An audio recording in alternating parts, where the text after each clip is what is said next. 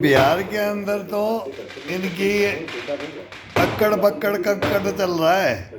बिहार के अंदर ही हार मान चुके हैं नरेंद्र मोदी और नीतीश कुमार। अब ये नहीं जीतने देगी बीजेपी कहीं इन्हें। बिहार को नहीं जीत, बिहार का इलेक्शन क्लियर हो गया है ये। अब इनके लठ बज रहे हैं, लठ दोनों पार्टियों में। ना जितनी सीट मिली जो थी वो सीट नहीं दी, कांग्रेस को पूछ रहा नहीं। अब लालू का बेटा तेजस्वी कांग्रेस को पूछ ले, जैसे लालू नहीं पूछता था ना, सरेआम बोलता था ना, मैं हिंदुस्तान में धज्जियां उड़ा करके बोलूंगा, भ्रष्टाचार करूंगा और कौन दूध का धुला है वो बता दो। पार्लियामेंट में ये बोला था, बोला कौन दूध का धुला है वो बताते हो तो मैं चोर हूं तो तुम भी सब चोर हो। ये तो लालू के बोल हैं। तो अब ये क्या करेंगे, वो राज लालू का था ना, तो वो भी था कि कितनी लूट खसोट क्या हुई है वो सबको पता है। और अब एक बार आ गए ना तो बिहार को फिर देखना, हिंदुस्तान को क्या करते, बिहार को नहीं, मेरे हिंदुस्तान के राजा कहलाते हैं मेरे। इसी तरह यूपी से लगी सीटों पर अखिलेश फिर ये गमछा घुमा देंगे भैंस पे बैठ करके। महागठबंधन के प्रचार का, लेकिन अब इनको ये पता है गांधारी का शराब है तो देखा जाए तो चुनाव में हार जीत के बाद वो चलता नहीं है, वो जल्दी मिट जाता है। बनाने की लड़ाई में महागठबंधन पिछड़ता। अब एक पप्पू यादव है, उसकी रागनी अलग ही है।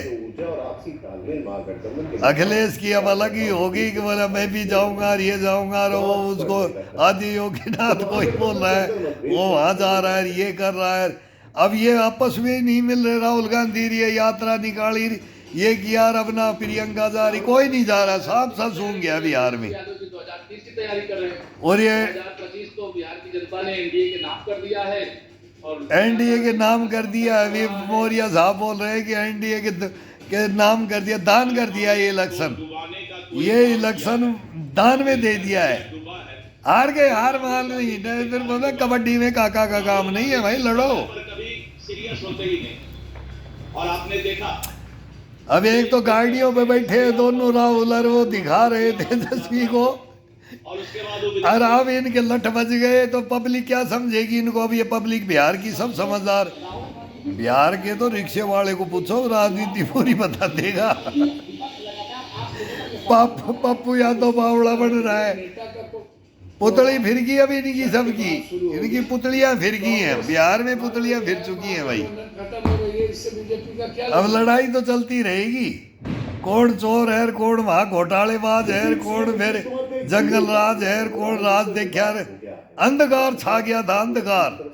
हम तो मुकामा ग्रुप सेंटर के हैं, उस सेंटर में देख देते थे ना 90 का दशक, और ये पप्पू की गुंडागर्दी, ये पप्पू यादव की गुंडागर्दी, और राजेंद्र स्टेडियम का केस, वो 0 माइल फिर ये चलती थी ना, बोले 47 का भ्रष्ट।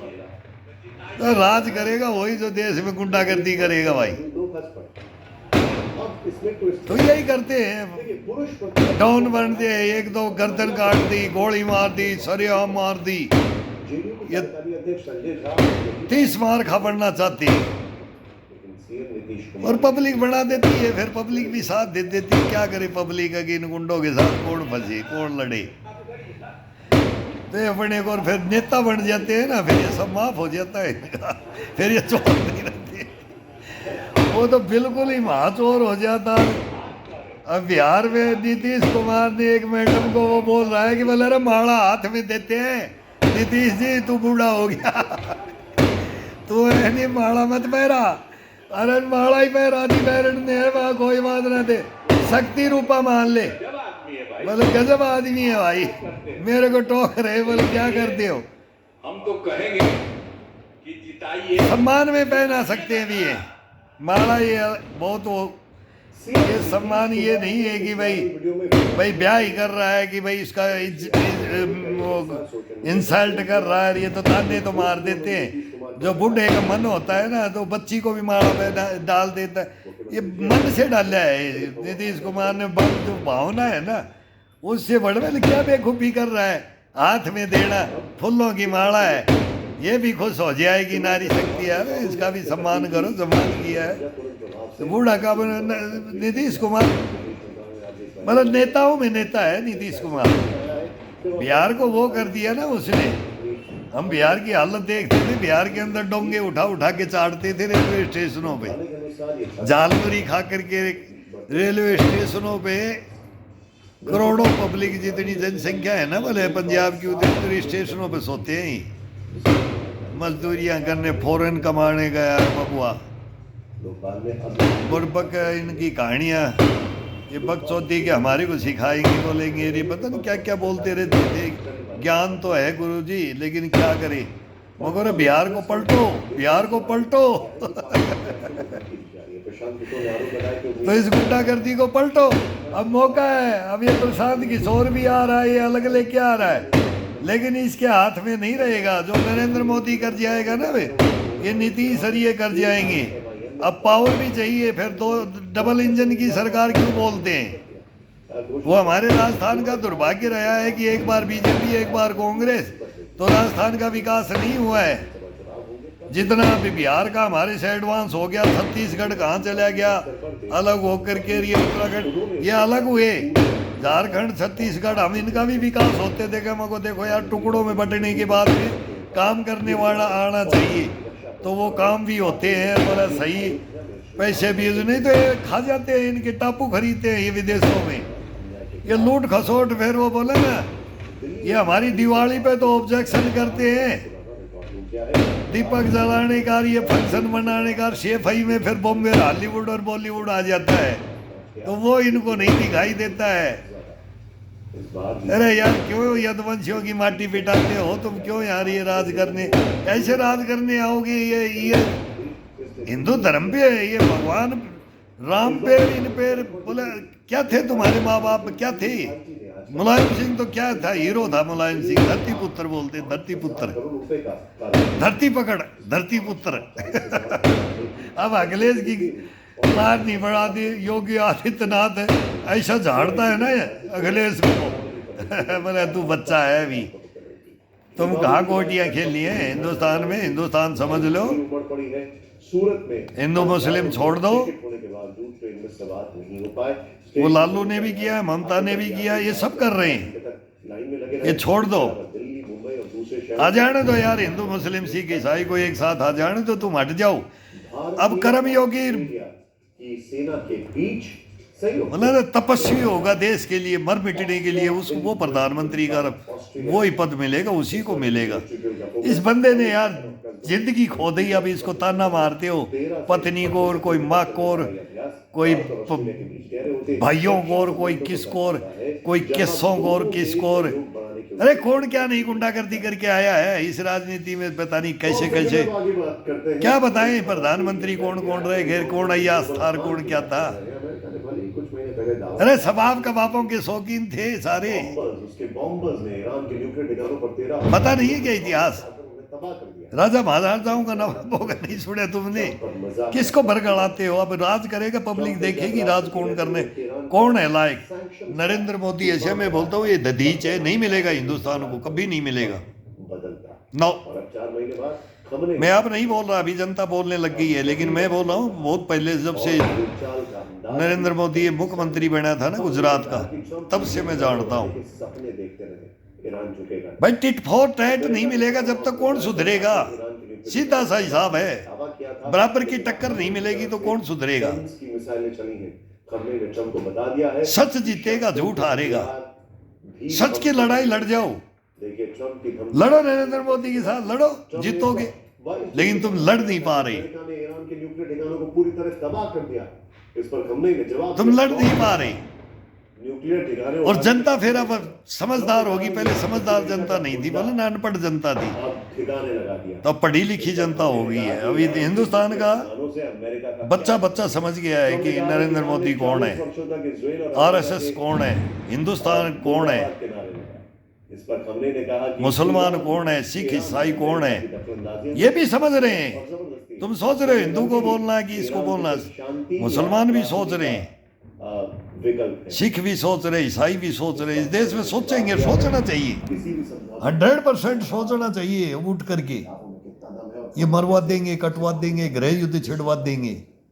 ये गजबे हिंद का नाम लेकर के ये बहाना है, ये गजबे हिंद की एक थ्योरी को बढ़ा करके ये मतलब करवाना, वो मिल नहीं सकता, कभी हो नहीं सकता भविष्य में। हिंदुस्तान से हो जाएगी, नस्लें की नस्ल मिट जाएंगी, हिंदुस्तान नहीं मिटेगा।